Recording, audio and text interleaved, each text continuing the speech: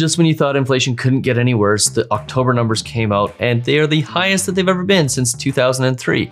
And a little thunderstorm out in BC is making things even worse. The definitive guide on how to manage your credit. Product, penalty, price, in that order. It's never been more important to get your mortgage right. Okay, so welcome back. There is lots happening in the world of inflation. In fact, I said to my wife earlier today, I'm kind of getting sick of doing videos about inflation, but it is the topic of conversation right now. It has a lot to do with where interest rates are going to go and what's happening in the economy. And it's just so important right now. And just when you thought it couldn't get any worse, well, the inflation numbers that were reported today from the Stats Canada, from Statistics Canada, not the Stats Canada, from Stats Canada, are the highest that they've been since 2003. Now, there is some good news. They didn't surprise on the high side like they did in the US this week, but they are still substantially higher than they have been in the last 2 decades. So we're going to talk about that. We're also going to talk about what's happening in BC and how that is going to make the inflation picture even worse for the next couple of months. And then, I don't know, I might try to piece together at the end of this video what that all means for interest rates and so on and so forth going forward. We'll just see where we go with this. But before we do, hit the subscribe button, hit that notification bell, please hit that like button so more people like you can see this video. Don't forget about a race to 25,000 subscribers. We're just about at 19,000. So thank you to the 19,000 of you who are already subscribed. I sincerely appreciate each and every one of you for joining me on this journey, whether you are brand new here or you have just started following me. Go ahead, leave in the comments. Tell me how long you've been following me on YouTube. I'm curious to see how many of you have been here from day one. But when we do hit that 25,000 subscriber mark, we are going to give away $5,000 to one lucky subscriber. One thing is for sure though, you have to be subscribed in order to find out how to win. So go ahead, click that subscribe button. It's free, it's easy, and it's definitely worth it. And if you want to take part in our down payment challenge, our 5-day down payment challenge, you can do that by going to downpaymentchallenge.ca. We're going to spend 5 days teaching you how to add an extra $5,000 to your down payment in a 30-day period.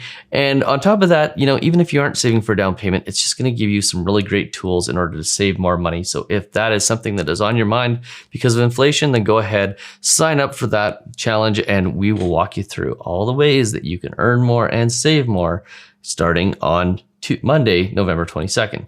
So let's get into the conversation about inflation. Let's talk about what's going on. Let's start first and foremost by jumping into the news here and talking about Canadian inflation that has accelerated to 4.7%, the highest it's been since February of 2003. That is almost 20 years. Pretty much the problem here right now with inflation is that all of the 8 core areas of inflation have increased in October.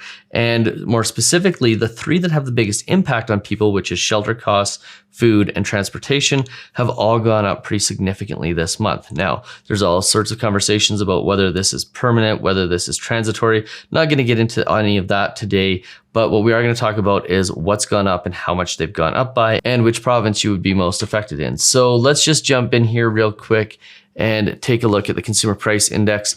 This is the Stats Canada Inflation Visualizer. It shows you pretty much every single piece of the CPI basket and how much it has increased. Really cool tool. If you've been following the channel for a while, you've seen this before. Let's just go in and take a look at the 3 big ones. Let's start by looking at shelter.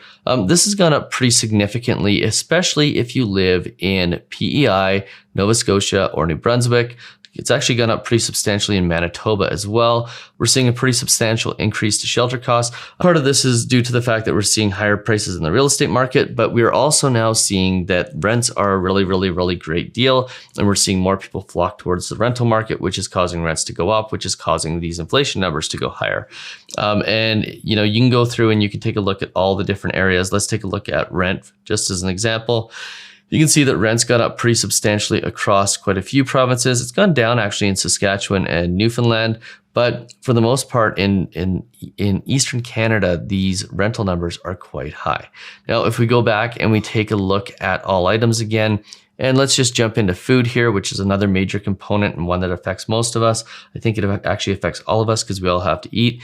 And what you can see is the numbers here are up pretty much across the board in pretty much every province.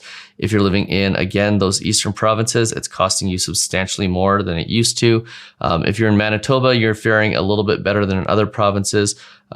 Saskatchewan, Alberta, a little bit higher.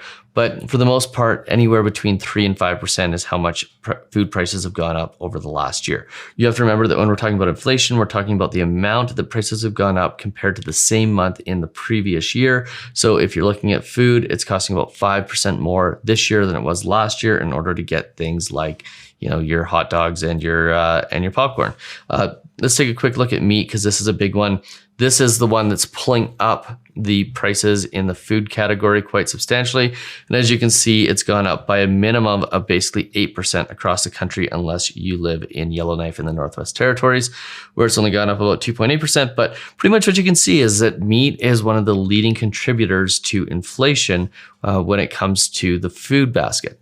Now, the last thing we'll look at is transportation costs, because if you go ahead and you take a look at transportation costs, again, up quite substantially. This is largely due to the increase in the prices of vehicles because of the semiconductor shortage.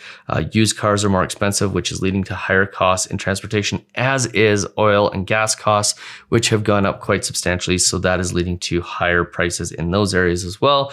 And you can see that, again, this is anywhere from 9% up to 14% is about how much transportation costs have gone up. Now, it's not like this in every category. If you take a look at household operations, furnishing, and equipment, you can see that price increases aren't quite as substantial in that area. There are areas of the CPI that haven't gone up substantially, but pretty much every section of the CPI basket, every major category has gone up. And that's somewhat worrisome, especially considering when you take a look at what's going on in BC right now. Because if you take a look at what's going on in BC, we have major floods that have shut down 4 of the main highways from the Lower Mainland to Alberta or the interior of BC. There is basically an assumption that only one of them is going to be open by the end of the weekend. The next one may be open by Tuesday, and the Trans-Canada and the Coquihalla, the 2 major thoroughfares, are probably going to be shut down for quite a substantial amount of time, which means that we are going to see another supply chain issue. Yes, we've talked about supply chain issues with goods that are coming across the ocean and getting bottlenecked at the ports. Well, now we're going to see even more of that in the Vancouver port, because it's going to be very hard for goods to make their way from Vancouver to Eastern Canada or any area basically east of Vancouver. Now, they do have some options. They can take things through the States. That leads to more paperwork and more headaches.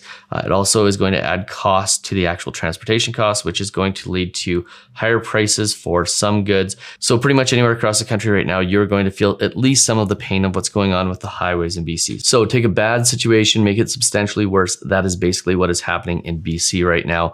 The trucking industry is working to get around the catastrophic BC highway closures. They are looking at things like bringing food and vegetables directly from California to Alberta and to the eastern parts of Canada.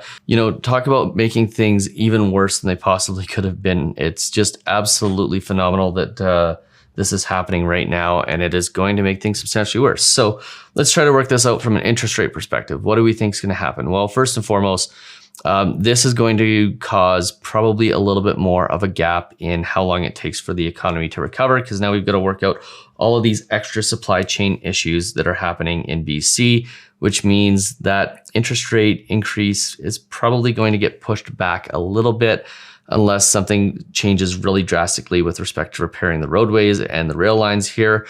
Obviously, we're going to see more inflation, and this is definitely going to be transitory inflation, because once they get the roads back up and running, then these supply chain issues should start to sort themselves out. But that being said, it is going to cause goods to go up in price, and we're probably going to see a substantially higher inflation number next month and the month following than what we expected. So really what this means is that there's probably no end in sight with respect to inflation, but with there still being an output gap in the economy, it's pretty hard for the Bank of Canada to start increasing interest rates. So we might get a little bit more time at lower interest rates. We'll see what happens, but this is definitely not something that is timely for the Canadian economy. It's not something that's timely for consumers. And the big issue here is to make sure we don't end up in wage spiraling, where we start to see wages go up substantially because inflation is so high, and therefore it becomes a scenario where that produces more inflation because people have more buying power, and then we see more inflation, and then the whole thing gets out of control. I still think personally we're probably going to see a lot of the supply chain issues start to work themselves out here going forward. We're probably going to see inflation start to come back to where it should be. I do think we have some deflationary risk, especially with prices of pretty much everything going up so substantially, especially when wages aren't increasing as well. But time will tell what is going to happen. Now, what does that mean for your mortgage?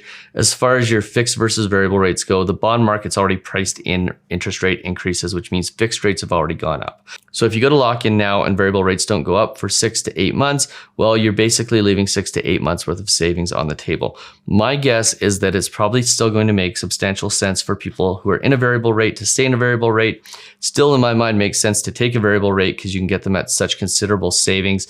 And ultimately, it's going to take at least 8 rate hikes before you're worse off in a variable rate than you would be choosing a fix. So I still think variable is a strategy. I know that the headlines make it scary, but if you just stick to the strategy and don't worry about interest rates going up until they actually start going up, you'll probably be better off. If you found this video useful, do me that favor, hit that subscribe button, hit that notification bell. Please hit that like button so more people like you can see this video. Don't forget about our race to 25,000 subscribers and our down payment challenge, and we'll see you on the very next one. Cheers.